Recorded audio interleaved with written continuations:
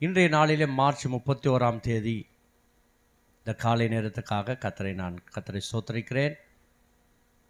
March 31 நாளும், March மாதம் 31 நாளும் 31 நீதிமொழிகளை நாம் தியானித்திருக்கிறோம். இன்றைக்கு நீதிமொழிகள் 31ஆம் நீதிமொழிகளை தியானிக்க இருக்கிறோம்.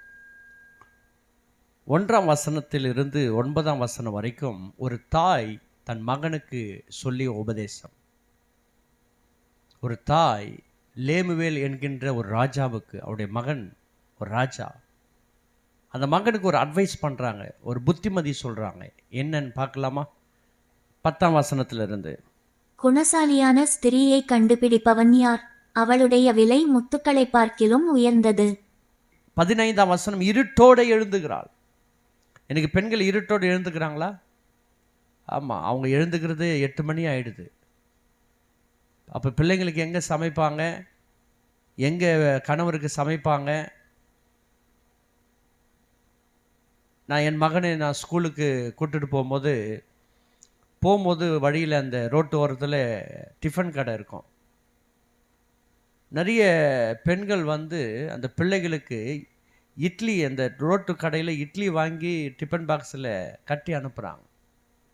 சரி, என்னைக்கோ ஒரு நாள் பரவாயில்லன்னு வச்சுங்களேன். தினந்தோறும் வீட்டில் சமைக்காமல் ரோட்டு கடையில் வாங்கி கொடுத்து ஸ்கூலுக்கு அனுப்புகிற பெண்கள்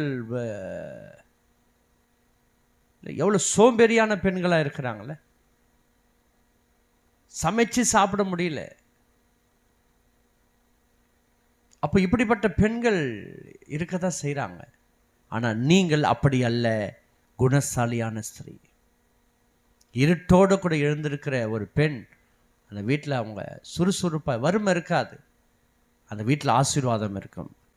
ஆமேன். அழகு வீண், சௌந்தரியம் வஞ்சனை உள்ளது, அழகு வீண். இன்னைக்கு மேக்கப் போட்டு ஊரை சுற்றுறதுக்கு தான் இன்றைக்கி பெண்கள் ரொம்ப மும்முரமாக இருக்கிறாங்க. ஆமாம், கொஞ்சம் சம்பாதிச்சிட்டாங்கன்னா போதும், அவங்க ட்ரெஸ் அலங்காரம் மாறுது, மேக்கப்பு தான், ஆமாம், அலங்காரம் தான். வீட்டை கவனிக்கிறது இல்லை, வீட்டில் சாப்பாடு செய்கிறது இல்லை, ஆமேன், சபைக்கு வர்றது இல்லை. ஆனால் அலங்காரம் பண்ணிக்கிட்டு ஊரை சுற்றணும்.